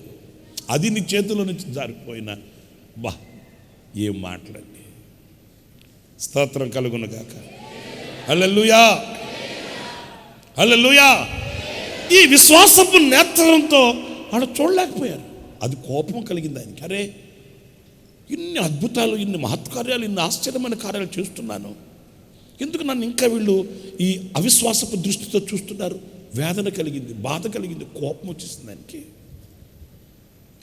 ఇదిగో ఈ ఆరాధనలో నా ప్రియ సహోదరులారా, ఈ సంవత్సరంలో మొదటి నెలలో ఆఖరిలో ఉన్నాము. ఆయన వాత్సల్యం పొందుకోవాలి, ఆయన కృప పొందుకోవాలి, ఆయన దయను పొందుకోవాలి, ఆయన కటాక్షాన్ని పొందుకోవాలి. ఇదిగో ఆనాడు భక్తుడు ప్రార్థన చేశాడు, అయ్యా కోపించుచునే వాత్సల్యం చూపించయ్యా, కోపించుచునే వాత్సల్యం చూపించయ్యా. మన ఆత్మీయ తండ్రి దైవజనులు లేసన్న గారు, ఆశ్రయ దుర్గమా నా యేసయ్యా, నవజీవన మార్గమునా నన్ను నడిపించు, ఊహించలేనే నీ కృపలేని క్షణమును కోపించుచునే వాత్సల్యము నాపై చూపిన. ఆయన ఆరోగ్యం బాగలేనప్పుడు, బాగా సివియర్గా ఉంది, ఒక కూర్చోలేని పరిస్థితుల్లో, అంటే అంతసేపు కూర్చోలేకపోతున్నాడు, పాటలు చేస్తున్నాం. ఆ రూమ్లో గదిలో ఒక మంచం వేస్తే వచ్చి పడుకున్నాడు. ఇక విసులన్న నేను బొడు తబలా పెట్టుకుని చేస్తుంటే ఈ పదాలు చెప్పాడు. సరే చేస్తూ ఉన్నాం. ఆయన అలాగా ఇప్పటికీ నాకు ఆ సీన్స్ నా కళల్లో ఉన్నాయండి. అందుకే అవి చెప్పడానికి కూడా నాకు ఇబ్బందిగా ఉంటుంది. ఇక ఆయన కాళ్ళ దగ్గర ఒక దిండు పెట్టి కాళ్ళు వాసిట్లా కాళ్ళు దిండు పెట్టి పడుకొని ఉన్నాడు. ఆయన అలాగా మూలుగుతూ ఆయన అట్లా ఆ పాటని, ఆ మాటలను పెట్టి ట్యూన్ చేసేటప్పుడు ఆ వచ్చి రాని ట్యూన్తో అవి పలుకుతుంటే సహించలేకపోయాం. ఇంత గొప్ప దైవజనుడు, ప్రపంచం తిరిగిన దైవజనుడు, దేవుని చేతుల్లో వాడబడి శక్తి కలిగిన పాత్రగా నిలిచిన దైవజనుడు కోపించుచునే ఆశ్చర్యం చూపోయా అంటుంటే ఆ మాట ఆయన నోట వినడానికి సహించలేకపోయాం. ఆయన అలాగా పడుకొని ఆయన కళ్ళల్లో నీళ్ళు అలా జారుతున్నాయి. ఆయన అలాగా అమాయకంగా పాపం అలాగా పాడుతుంటే ఇక తట్టుకోలేక అన్నాం, అని ఆ పదం మార్చేద్దామా అట్లంటే ఆయన ఇష్టపడదు. లేదురా పెడదాం, ఆ పదం పెడదాం. ఏమో మనకేం తెలుసు, నా వల్ల ఆయనకి ఏమైనా కోపం వచ్చిందేమో అంటాడు. ఆయన మరలా ఆయనే సమర్థించుకొని అంటాడు, దేవుని చిత్తం లేనిదే తల వెంట్రుకల్లో ఒక్క వెంట్రుక కూడా రాలదన్నాడుగా. ఆయన చిత్తం అంటాడు. ఆ మాట పాటలో తొలగిద్దామని ఎంత ప్రయత్నం చేసామో, కోపించుచునే వాస్తవం. ఎందుకంటే తప్పని కాదు, కానీ ఆయన నోట ఆ మాట వినడానికి మనసు అంగీకరించలేదు. ఈయన మీద కోప్పడడం ఏంటి ఆయన? అలాగని 1-2 సార్లు అంటే కూడా అన్న లే, ఉంచండి. కోప్పడాలి, ఆయన కోప్పడాలి, ఆస్తులను చూపించాలి. ఎందుకంటే ఆయన వాత్సల్యం చూపిస్తేనే కదా బతికేది. దేవా నా ఆర్తధ్వని వినవా. డక్కి అంటే తెలుసుగా మీకు, తప్పిట్లాగా ఉంటుంది. అది నేను అమ్మోలు పెట్టుకోనుంటే అదిటి అని తీసుకుని ఆయనే. ఇవి ఎవరితోనో ఎవరికో బలవంతంగా చేసుకునేవి కాదండి, దేవునితో మనకున్న అనుబంధం అదంతే. అడ్డకి అమ్మోలు పెట్టుంటే దాన్ని తీసుకుని కూర్చుని ఒక్కడే, ఎవరు లేరు. నేను ఆయన్ని తలుచుకున్నా ఒకసారి, ఒక్కడే కాలు మీద కాలు వేసుకుని కుర్చీలో కూర్చొని అడ్డకి పెట్టుకుని ఒక్కడే పడుకుంటున్నాడు. దేవా నా ఆర్తధ్వని వినవా, నేనేల దూరమై. ఆయనేంది దూరం అయ్యేది ఏంట్రా నాయన ఇది? నాకు అప్పుడు కాలు బాగలేదు, యాక్సిడెంట్ అయ్యి నాకు రాడ్ వేస్తున్నారు, నేను కదలేను. నన్ను ఒక కుర్చీలో కూర్చోబెట్టారు, నేను కూర్చొని ఉన్నా. ఆయన అన్న చూస్తేమో ఆయనకి బాగలేదు, ఆయన కుర్చీలో కూర్చొని కాలు మీద ఇట్లా కాలు వేసుకుని ఆ డక్కి పెట్టుకొని తల ఉంచుకొని ఒక్కడే పాడుకుంటున్నాడు. మొదటేమో దేవా నార్తధ్వని వినవా, నీవేల దూరమైతివి, కృప చూపవా అని పాడుకున్నాడు. 2 రోజులు గడిచింది. మరలా ఒకరోజు ఉదయాన్నే వచ్చాడు. వచ్చి కూర్చొని, రే దేవుడు ఎందుకు దూరం అవుతావు? ఆయన ప్రశ్నించుకోవాలన్నా, ఆయన డిస్కస్ చేయాలన్నా ఇక మేమే, మాకే ప్రసంగం అంటాడు. రే దేవుడు ఎందుకు దూరం అవుతాడు రా? ఆయన అడిగితే మేమేం చెప్తామండి? మేము అమాయకంగా ఆయన వైపు చూస్తే తప్పు. ఆయన దూరం కాడరా, దూరం అయితే మనమే దూరం అవుతాం. తీసే నీవేళ దూరం అవుతావి అని తీసేసి నేను ఎలా దూరం అవుతుంది రా. ఎలా సహిస్తాయండి ఈ మాటలు? ఆ పదాలు పెడుతున్నట్లుగా యాక్షన్ చేస్తుంటే అదే పెట్టాల.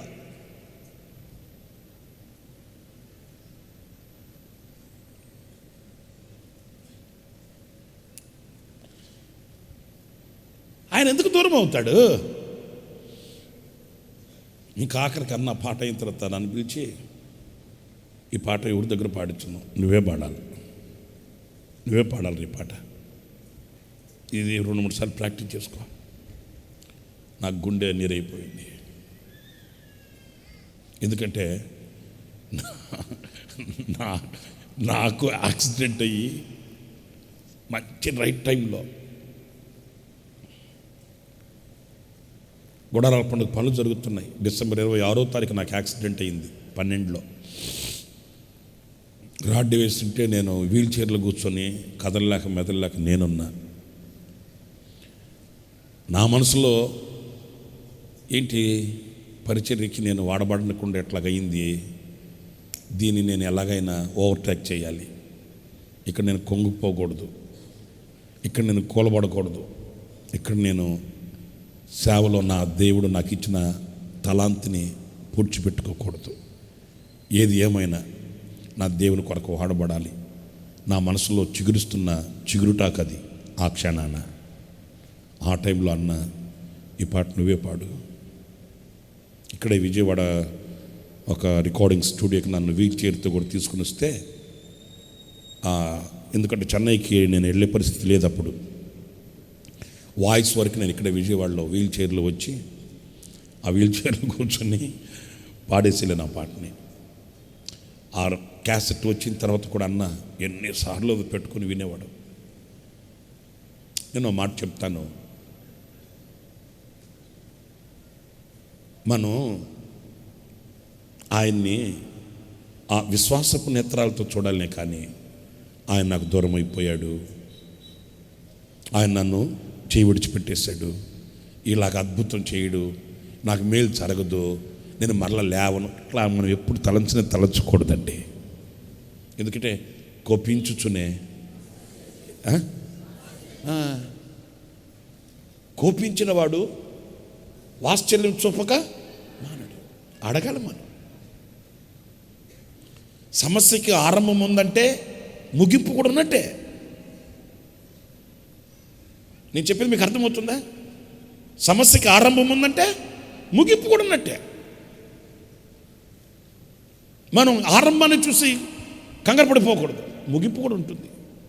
ఆ వాత్సల్యం కొరకు మనం చూడాలి, ప్రార్థించాలి. అంతేగాని అవిశ్వాసపు దృష్టితో మనం దేన్ని చూడకూడదు. హల్లెలూయా. ఆయనకి కోపం పుట్టించినదే. నేను చేస్తున్నాను కదా, ఎందుకు అలాగా? 2 విషయాలు మీతో చెప్పాను. ఇంకొక చిన్న మాట ముగించేస్తాను. అదేంటంటే సమూయేలు రాసిన 2వ గ్రంథం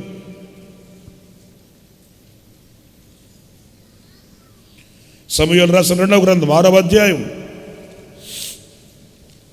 7వ వాక్యం. యెహోవా కోపము ఉజ్జా మీద రగులుకొనెను. యెహోవా కోపము ఉజ్జా మీద రగులుకొనెను. అయ్యో బాబోయ్, దేవుని కోపం ఉజ్జా మీద రగులుకుందంట. ఎందుకని? అతడు చేసిన తప్పును బట్టి దేవుడు ఆ క్షణమంది అతను మొత్తగా, అతడు అక్కడనే దేవుని మందసం. ఏంటండి ఆయన చేసిన తప్పేంటండి? ఏం చేశాడు చెప్పండి? ఏం చేశాడు? గట్టి చెప్పండి, వినిపించట్లా నాకు. నిబంధన మందస్సు వాలిపోతుంటే సాహసించి చేయబెట్టాడు. దానికి కోపం వచ్చేసింది దేవునికి. ఎందుకు కోపం వచ్చింది ప్రభు? ఆయన చేసింది మేలే కదా. నిబంధన మందస్సు వాలిపోతుంటే, ఒరిగిపోతుంటే ఆదుకుందామని చేయబెట్టు. నీ పని కాదు కదా.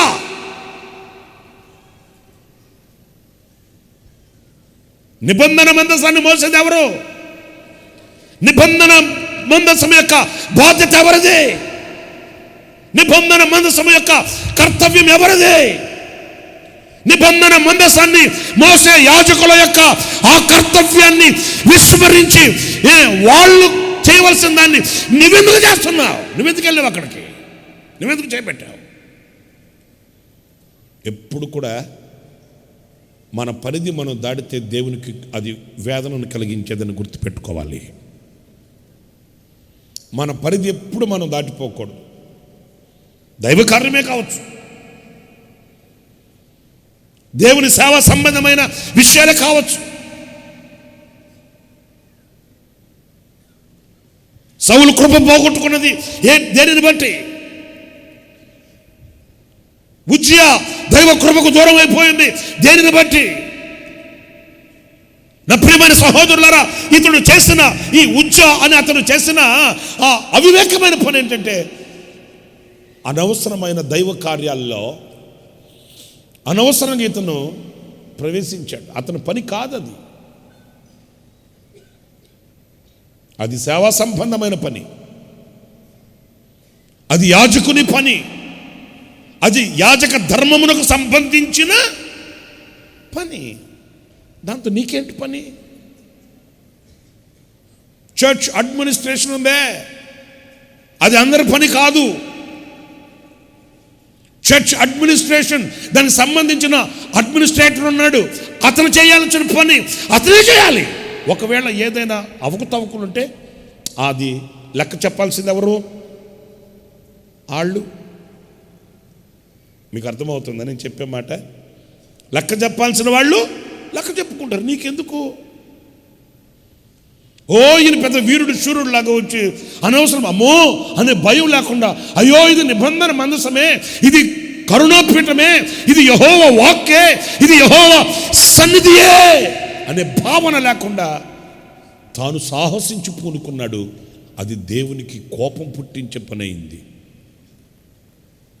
మనం అనుకుంటాం మంచి పనే కదా నేను చేసింది, మంచిదే, కానీ నువ్వు చేయాల్సింది కాదు,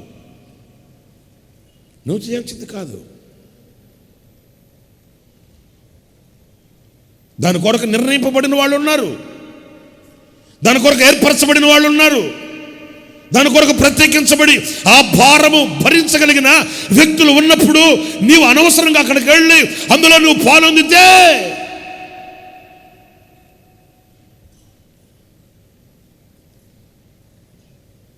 అది మీకు ఆశీర్వాదం కాదు, అది దీవెనకరంగా ఉండదు.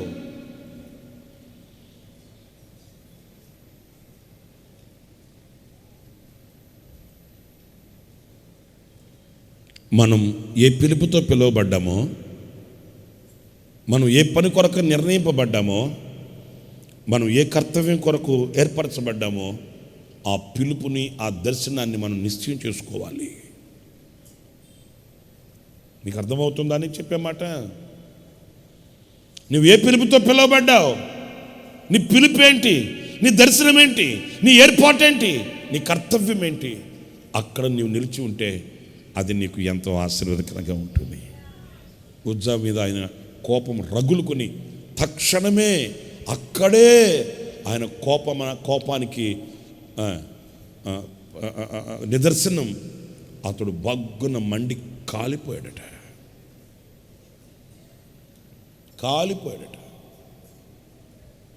ఎందుకు అంటే తనకు సంబంధం లేని విషయాల్లో జోక్యం చేసుకున్నాడు.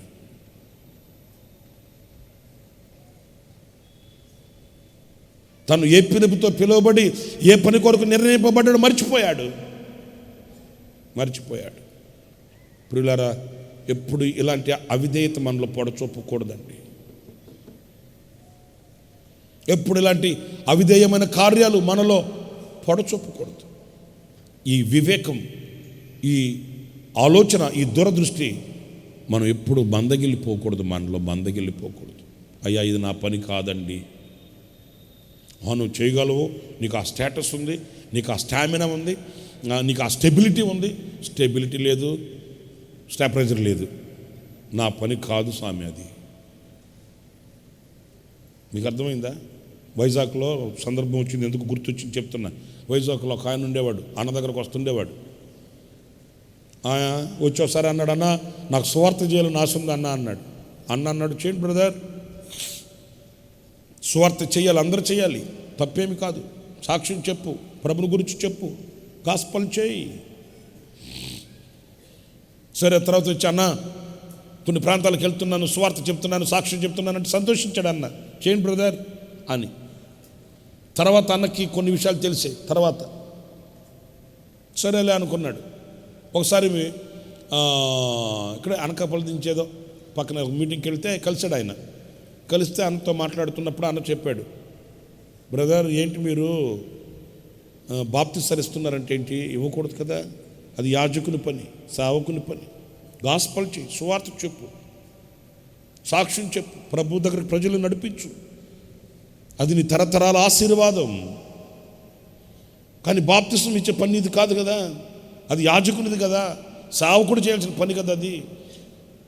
సమర్పించబడిన వాళ్ళు, హస్త నిక్షేపణ కలిగిన వాళ్ళు, అభిషేకింపబడిన వాళ్ళు చేయాల్సిన పనులు కదా అవి. అట్లా అంటే అన్నా నేను నా అంతటి నేను చేయలేదన్నా, ప్రభువే చెప్పాడన్నా అన్నాడు. ప్రభు క్రమం తప్పి ప్రవర్తించమని చెప్పడే, దేవుడు క్రమం తప్పి చేయమంటాడేంటి? అట్లా అంటే కాదన్నా, మా సంఘంలో ఒక ఆమెకు దర్శనం వచ్చింది, మా సంఘంలో ఒక ఆమెకు దర్శనం వచ్చింది, ఆమె దర్శన వరం ఉందంట ఆమెకి. ఆమె వచ్చి చెప్పిందంట, దైవజనుడా నీకు ప్రభు చెప్తున్నాడు, నువ్వు బాప్తిసాలు ఇస్తున్నట్లుగా నాకు దర్శనం వచ్చింది అని ఆమె చెప్పిందంట. ఇక ప్రభు చెప్పాల్సిన అవసరం లేదు, ఆమె చెప్పిందంట, ఆ మాట ఈయన అని చెప్పాడు. తప్పు. ప్రభు ఎప్పుడు వాక్యానికి విరుద్ధంగా చెప్పడు, ప్రభు ఎప్పుడు క్రమానికి విరుద్ధంగా చెప్పడు. తప్పు నువ్వు చేసే పని. అలా అన్నని ఏసన్న గారిని బయటకు వెళ్ళిన తర్వాత ఎట్లాగంటే ఎట్లాగా మాట్లాడేటంట. ఏసన్న గారు ఎవరిని పైకి రానివ్వడు, యేసన్న గారికి బాగా ఫ్రెండ్, ఆయన ఫ్రెండ్ అంటే బాగా కలిసి బాగా మాట్లాడాడు. ఈ యేసన్న గారు ఎవరిని పైకి రానివ్వడు, తొక్కేస్తాడు, ఒకరి పైకి రావడం వీనికి ఇష్టం లేదు అని ఏదేదేదో మాట్లాడుకున్నాడంట. అయిపోయి ఒక 8-9 నెలల తర్వాత మేము గుంటూరు నుంచి చెన్నైకి వెళ్తూ ఉంటే అన్నగారికి ఒక మెసేజ్ ఏంటంటే, ఆయనకి చెప్పకూడదు, చెప్పాలంటే బాధగా ఉంది నాకు. ఆయనకి పెరాలసిస్ స్ట్రోక్ వచ్చి నోరు పడిపోయింది, కాలు చేయి పడిపోయింది, చెన్నై హాస్పిటల్లో ఉన్నాడు, మీకు అవకాశం ఉంటే వెళ్ళి చిన్న ప్రార్థన చేసి వస్తారా అని. చాలా బాధపడ్డాడు అన్నకు బాగా సన్నిహితంగా ఉండేవాళ్ళు ఆయన. కాలు చేయి పడిపోయింది, మూతి వంకరిపోయింది, మా నోటి మాట పడిపోయింది. అప్పట్లో తీసుకెళ్ళి చెన్నై హాస్పిటల్లో పెట్టున్నారు. అప్పుడు అన్న గుంటూరు నుంచి చెన్నై వెళుతున్నాం మేము. అన్న కన్నీళ్ళు పెట్టాడు. నేను చెప్పాను రాయింతో నీ పని కాదు బాబు ఇది, చేయబకరా నాయన అంటే ఎన్నాడా, ఇట్లాగే అన్న ఎన్నాడా అని కన్నీళ్ళు పెట్టుకున్నాడు. చాలా కాలం నుంచి తెలుసురా నాకు ఆయన, చాలా కాలం నుంచి తెలుసు, బాగా ప్రేమ కలిగినోడు రా. నువ్వు బాధపడ్డాడు అన్న. తర్వాత వెళ్ళి ప్రార్థన చేసి వచ్చారనుకోండి. నేను ఎందుకు చెప్తున్నానంటే, మన పిలుపు ఏంటి, మన దర్శనం ఏంటి, మన పరిధి ఏంటి, నేను ఎక్కడ ఉండాలి, నేను ఏమై ఉండాలి, నా స్థితి ఏంటి, నా పరిధి ఏంటి, నేను ఏ పోరాటం పోరాడాలి, నేను ఏ పరుగు పరిగెత్తాలి, నేను ఏ స్థానం ముందు నిలిచి ఉండాలి అనే వివేకం మనకు లేకపోతే దేవునికి కోపం పుట్టించిన వాళ్ళం అవుతాము. నిబంధన మందసం అనేది యాజకుని బాధ్యత, కర్తవ్యం. అది లోటుపాటు ఆయన చూసుకుంటాడు, యాజకుడు చూసుకుంటాడు. మనం ఏలెట్టకూడదు, మనం విమర్శించకూడదు. మన పని కాదు అది, ఉజ్జా చేసింది అదే. ఈ తరుణంలో మనం ఏదో చేయాలి కదా అని చేయబెట్టాడంట. నీకెందుకు వచ్చిన గొడవ? అది ఏమన్నా అయితే నిన్ను అడగడు కదా దేవుడు, దానికి సంబంధించిన వాళ్ళని అడుగుతాడు. యాజకుని భుజస్కంధాల మీద ఉండవలసిన నిబంధన మందసం యాజకుని భుజాల మీద ఎందుకు లేదు అంటే యాజకులు చెప్తారు, అయ్యా దావీదు కొత్త పద్ధతి తీసుకొని వచ్చాడయ్యా, సులువుగా భక్తి చేయాలనుకున్నాడయ్యా, మా భుజాల మీద ఉండాల్సిన నిబంధన మందసాన్ని ఎడ్ల బండి మీదకి ఎత్తాడయ్యా దావీదు లెక్క చెప్తాడు. నీకెందుకు? నువ్వు చెప్తావా లెక్క? నువ్వు ఇస్తావా లెక్క? దావీదుని అడుగుతాడు దేవుడు. ఒకవేళ దావీదు అంటాడేమో, కాదు ప్రభువా నేను చెప్పానయ్యా, యాజకులు రాలేదయ్యా, యాజకులను అడుగుతాడు, ఏమయ్యా మీరు ఎందుకు వెళ్ళలేదని అడుగుతాడు. వాళ్ళు చెప్పుకుంటారు లెక్క, వాళ్ళు చెప్పాల్సిన లెక్కలో నువ్వెందుకు వెళ్ళావు?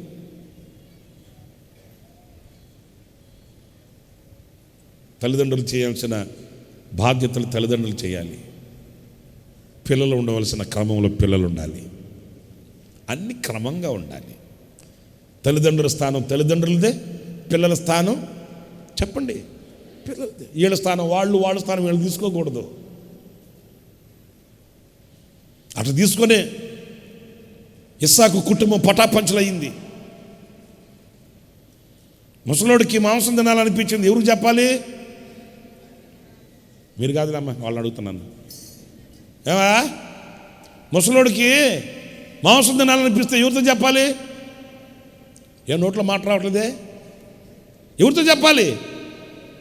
అది ఆవిడ ఉంది కదా, ఆవిడని పిలిచి నాకెంతో మాంసం తినాలనిపిస్తుంది, కొంచెం వండి పెట్టమంటే వండి పెట్టదా?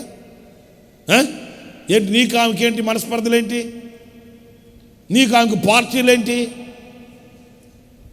మనసు తెరిచి హృదయం తెరిచి మాట్లాడుకోవలసిన వ్యక్తులతో ఎందుకు మాట్లాడట్లా? నీకు మాంసం తినాలనిపిస్తే, లేకపోతే ఇంకోటి తినాలనిపిస్తే, లేకపోతే కాఫీ తాగాలనిపిస్తే, లేకపోతే ఏదైనా ఆవిడ పిలిచి చెప్పచ్చుగా. మధ్యలో నీకు ఇంకొక ఆయన ఎందుకు మధ్యలో? ఎవరే స్థానంలో ఉండాలో ఆ స్థానంలో ఉంటేనే కదా ఆశీర్వాదం. ఆ స్థానం తప్పి ప్రవర్తించే ప్రతి ప్రవర్తన అది దేవునికి వేదన కలిగించింది, కోపం పుట్టించింది. ఆవిడని పిలిచి చెప్పుంటే ఒక మాట ఏ బాధ లేకుండా పోయిండేది. ఈయన ఆమెతో మాట్లాడ్డు. ఏంటో మరి మనకు అర్థమై సాగదు. ఈయన ముద్దులు కొడుకుంటే ఆయన పిలిచాడు. ఆయన పిలిచి ఆయనకు చెప్పాడు. ఏం చెప్పాడు? నాకు వేటాడని మాంసం తినాలనిపిస్తుందా, ఎముకలు లేకుండా మెత్తగా ఖైమా చేసుకున్నారా, నోట్లో పెడితే దిగమింగేస్తాను, నీ కడుపు నిడుచుకుని ఆశీర్వదిస్తాను అని ఆయనతో చెప్పాడు. అక్కడే కదా చిచ్చు వచ్చింది. కమ్మగా ఆ అమ్మతో చెప్పుంటే శుభ్రంగా కొంచెం ఉప్పు కారం తగ్గించి బీపీ రేజ్ అవ్వకుండా. అంతే కదా, మీకు ఎట్లా వండి పెట్టాలో వాళ్ళకి తెలుసండి. శుభ్రంగా అట్లా వండి పెట్టుకుంటే తినేవాడు, శుభ్రంగా ఉండేవాడు. ఆయన పిలిచి ఆయనతో చెప్తే ఆయన పోయాడు. ఆయన నానా ఏంటి నువ్వు నాకు చెప్తావేంటి, అమ్మ ఏమైందే, అమ్మతో చెప్పు. నేను మాట్లాడను దాంతో. ఏమన్నా అంతే, నేను మాట్లాడనా నాన్న. అప్పుడు చెప్పాలి, తప్పు నాన్న అట్లా అనకూడదు. అది స్థానం, ఎవరి స్థానం వాళ్ళు కాపాడుకోవడం అంటే అది. ఆయన ఎక్కించగానే ఈయన ఎక్కిపోయాడు, ఉబ్బిపోయాడు. నా ముద్దులు కొడుకురా నువ్వు, నేను చెప్పను దాంతో చెప్పడం, నేను నీతో చెప్తున్నాను కదా అంటే ఈయన అని పోయాడు. మధ్యలో ఇంకొకటి వచ్చాడు. ఇదిగో ఇట్లుంటుంది, కాకులు తందుకుపోయినట్టుంటుంది వ్యవహారం. నా మాట ఏనండి, ఎవరు స్థానంలో వాళ్ళు ఉండండి. ఎవరో వచ్చారనుకో మీ ఆయన కొరకు మాట్లాడడానికి, తలుపు తీసుకుని వెళ్ళిపోకూడదు. ఎవరో ఎరగాలిగా అనకూడదు. మా బంగారు తల్లి ఏనండి, ఎవరు స్థానంలో వాళ్ళు ఉండండి. అమ్మా మీ ఆయన విలువ, నేను మాట్లాడే ఒకటే ఆయన మాట్లాడే ఒకటే చెప్పు. కాదమ్మా ఆయన పిలువ, ఆయన రాడు, నేను వచ్చానుగా. సరే రా, ఎస్ఐ గారు రమ్మంటాడు, రా ఎక్కువ లోపలికి ఎక్కువ. ఎస్ఐ గారా, అది నేను రాను, ఆయన పంపిస్తానుండు. అదేంది ముందు చేయొచ్చుగా. అబ్బా కొంతమంది ఉన్నారు నాయన, మీరు కాదు నా బంగారు కొండలు, మీరంతా సందర్భం వచ్చింది కనుక చెప్తున్నాను. కొందరు ఉన్నారండి, అసలు మన స్థానం ఏంటి, మనం ఎక్కడ ఉండాలా ఏంటి, ఏముండదు, అన్నిటికీ ఇళ్ళే. పాపం ఆయన గాంధీ తాత మనవాళ్ళలాగా అన్నీ ఈమె. అరే చూసేవాళ్ళు ఏమైనా అనుకుంటారేమో, నా భర్త ఉన్నాడు కదా, ఆయన స్థానం అది, ఆయనకి విన్న విలువ. అబ్బే తోసుకుని వచ్చేస్తారు. అయ్యండా ఏమంటా ఎప్పుడా. అట్లాంటి వాళ్ళకి ఏమి లే, కారు ఎక్కించుకుని స్టేషన్ తీసుకెళ్ళడమే. ఎవరు ఎక్కడ ఉండాలనో బాధగా ఉంది నేను చెప్తుంటే. యజమానుడు ఉండవలసిన స్థానం యజమానుడిది, యజమానురాలు ఉండవలసిన స్థానం యజమానురాలది, పిల్లలు ఉండాల్సిన స్థానం ఎవరి స్థానం. అంతేగాని ఎవరి స్థానంలో ఇంకొకరు ఏళ్ళు పెట్టారనుకోండి, ఇట్లాగే ఉంటుంది, మంటలు రేగతాయి, అగ్ని రగులుతుంది. నా మాట ఏనండి, అగ్ని రగులుతుంది. సరే ఇంకొక మాట కూడా చెప్తాను ఏనండి. సరే ఆయన ఏదో కోపంతో ఉండి ఆయనతో చెప్పాడు, ఆయన పోయి ఆటాడి తెత్తని చెప్పి వెళ్ళాడు అనుకో, ఏమైనా ఏదో కొంచెం కోపదాపాలతో ఉన్నాడు ఎట్టయినా అని. ఏంటయ్యా ఆడితే చెప్తావేంటి, నీకేం తక్కువ చేశాను నేను, ఆడితో చెప్పకపోతే నాకు చెప్పొచ్చుగా, మరి నేనెందుకు ఉండేది ఇక్కడ ఆడితో చెప్పేటప్పుడు అని సమాధానం పడచ్చుగా. నీకంతుంటే నాకెంతుంటుంది ఇక్కడ చెప్పు అని ఈమె పోయింది. కొంప కొల్లి రవలా అయిందా లేదా, చెట్టుకొకడు పుట్టకొకడు అయ్యాడా లేదా, కొంప కూల్చుకుంది ఎవరో వచ్చి కూల్చరో, మనమే ఒక్కొక్క తాటకి తీసి చల్లమంట వేసుకుంటాం.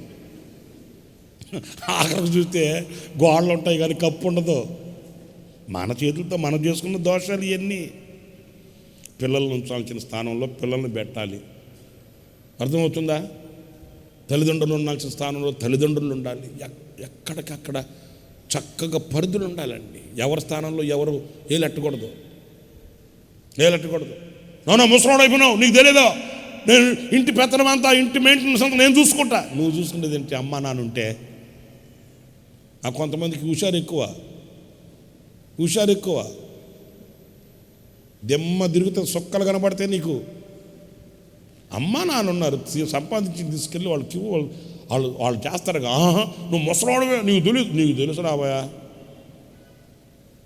వాళ్ళ స్థానం వాళ్ళది, మన స్థానం మనది.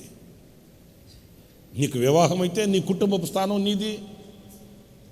ఎవరు ఉండాల్సిన స్థానంలో వాళ్ళు ఉండాలి, అప్పుడు చక్కగా ఉంటుంది. హల్లెలూయా. ఇప్పుడు బాత్రూమ్ ఉంది, చికెన్ కాదు అదేంటి, కిచెన్ ఉంది, గ్యాస్ స్టవ్ 5 స్కిల్ బాత్రూంలో పెడతారా? నీళ్ళతోటి తీసుకెళ్ళి వంటగదిలో పెడతారా? లే, అది అక్కడే ఉండాలి, ఇది ఇక్కడే ఉండాలి. చూడముచ్చటగా ఉంటుంది.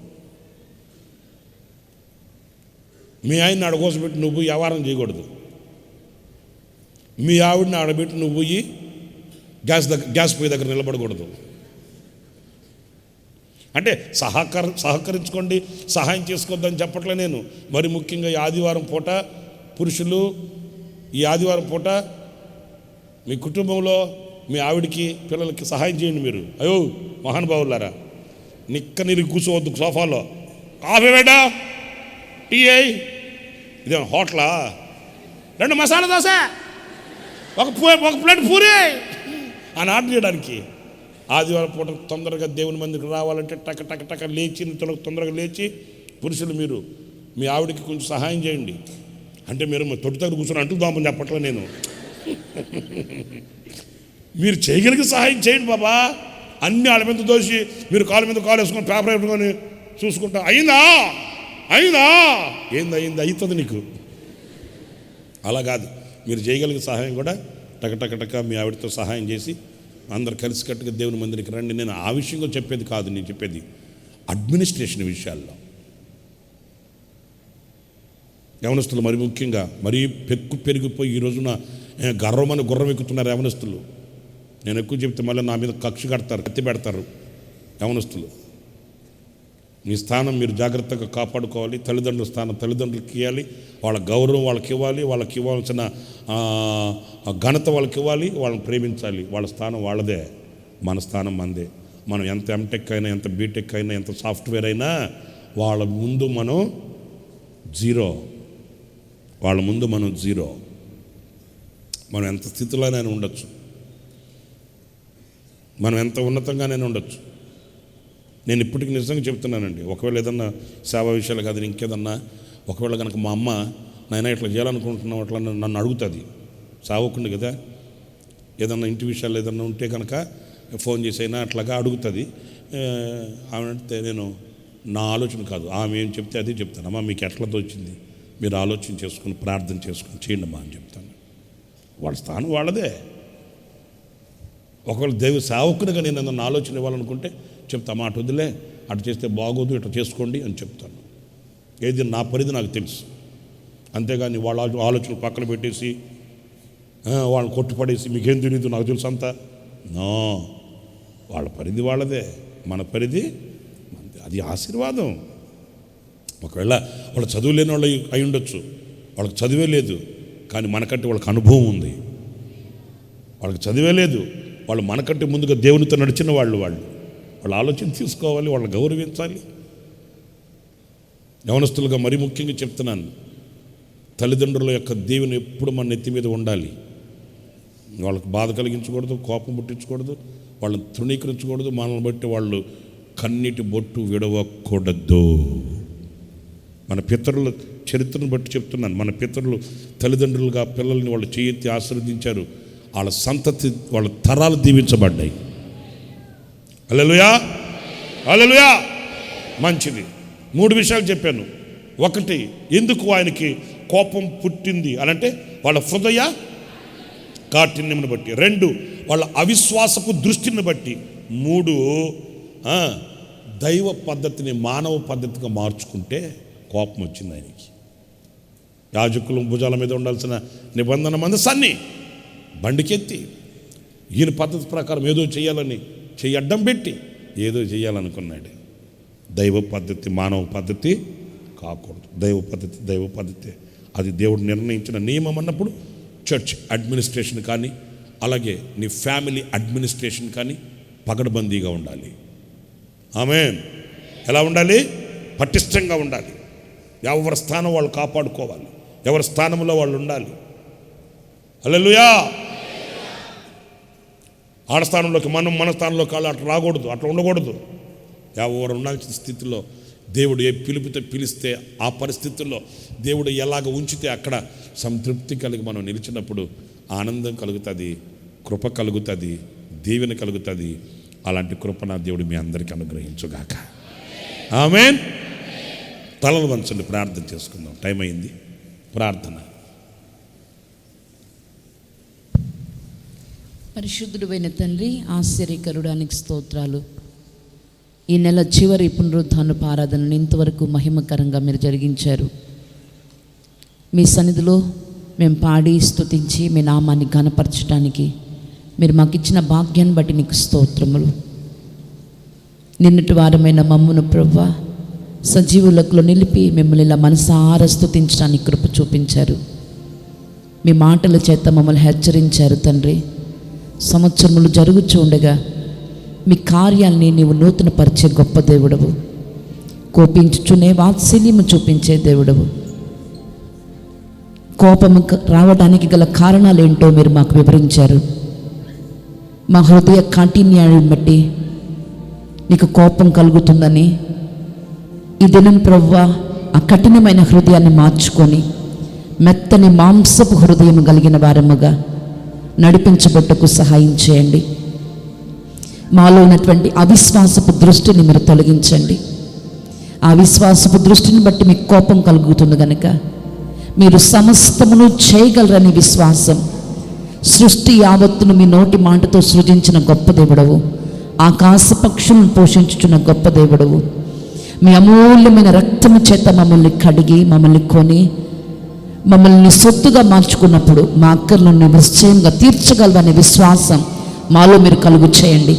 అనుమానాలు సందేహాలు తొలగిపోయేటట్లుగా మీరు కృప చూపించమని ప్రార్థిస్తున్నాను తండ్రి. నీకు స్తోత్రం. దైవ నియమాన్ని మానవ నియమముగా పద్ధతిగా మేము మార్చుకొనక, అలా మార్చినప్పుడు మీకు కోపం కలుగుతుంది కనుక క్రమశిక్షణలో మేము నడిపించబడినట్లు మేము ఉండవలసిన స్థానంలో నిలిచి నేను మహిమపరచగలిగేటట్లుగా మీరు సహాయం చేయండి.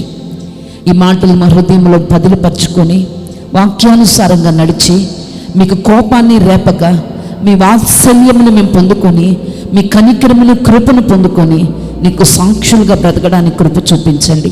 ఒకవేళ ఇంతవరకు ఈ అనుభవాల చేత కోపాన్ని రేపి ఉంటే ఇదిగో నీ సన్నిధిలో నీ బిడ్డలు ప్రభువా పశ్చాత్తాప్తులై కన్నీళ్లు విడుచుచున్నారు. అయ్యా వాత్సల్యాన్ని చూపండి నాయనా, కనికరించండి తండ్రి, కటాక్షము చూపండి ప్రభువా. ఇంకెన్నిటికీ అలా ప్రవర్తించనివ్వకుండా మీరు కాపాడమని ప్రార్థిస్తున్నాను. సంఘాన్ని మీరు శుద్ధి చేస్తున్నందుకు నీకు స్తోత్రం. నీ మాటల చేత ఒక్కొక్కరిని పవిత్రపరచుచున్నందుకు నీకు స్తోత్రాలు చెల్లిస్తున్నాను. దీవెనకరంగా ప్రతి ఒక్కరూ వారి కుటుంబాల్లోనూ సంఘ సమాజంలోనూ నడిపించబట్టుకు సహాయం చేయండి. చేరి వచ్చిన బిడ్డలందరినీ మీరు దీవించి ఆరోగ్యాన్ని ఇచ్చి క్షేమాన్ని ఇచ్చి సమాధానాన్ని అనుగ్రహించి సమృద్ధి అయిన మేళ్ళు చేత తృప్తిపరిచి కృపాక్షేమాలతో మీరు నడిపించండి. నీ దాసుని ఇంకొను మీరు బలపరిచి అభిషేకించి వాడుకొనమని సమస్త ఘనత మహిమ ప్రభావం నీకు ఆరోపించుకుంటూ నజరేయుడని యేసు నామం అడుగుచున్నాను తండ్రి, ఆమేన్. మన ప్రభువు అయిన యేసు క్రీస్తు కృప, తండ్రి అయిన దేవుని ప్రేమ, పరిశుద్ధాత్మనందలి అన్యోన్యమైన సహవాసం, సన్నిధి, సముఖం ఈ ఆరాధనలో పాలు పొందిన ఒక్కొక్కరికి సదాకాలం తోడై ఉండి నడిపించునుగాక. Amen, amen, amen. అందరికీ వందనాలు చెప్పండి. దేవుడు మిమ్మల్ని ఆశీర్వదించునుగాక.